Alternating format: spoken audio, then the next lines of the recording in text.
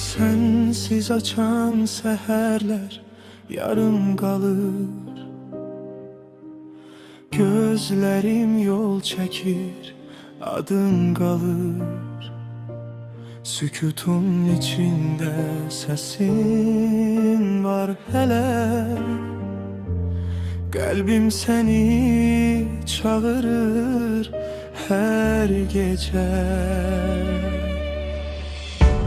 Bir bakışın yeter dünyama. Ümit oldun karanlık sabahıma. Sensiz olmaz, inan bu yürek dözmez. Adını demesem nefesim gelmez. Sevgi dedikleri sen tekçe.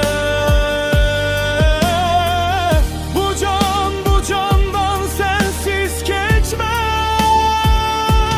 Hey, sensiz olmaz, inan bu yürek dözmez.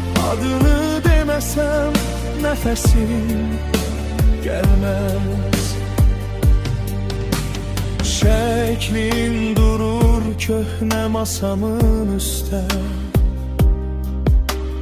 Toz basmış hatire kokun içinde. Perdeler terpenir, sanki sen gelirsen. Ayak seslerini kulağım seçir, dinleyirem. Bir bakışın yeter dünyama. Ümit oldun karanlık sabahıma. Sensiz olmaz, inan bu yürek dözmez. Adını demesem nefesim gelmez. Sevgi dedikleri sen tekçe. Bu candan sensiz geçmez. Geceler saygım ulduzlarda. Senden danışanda daralır bu yaz. Geri dön, bu kapı açıktır sana. Adını pıçıldayır dudaklar yine. Bir bakışın yeter dünyama.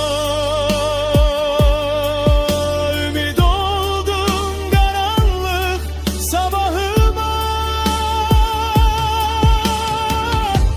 Sensiz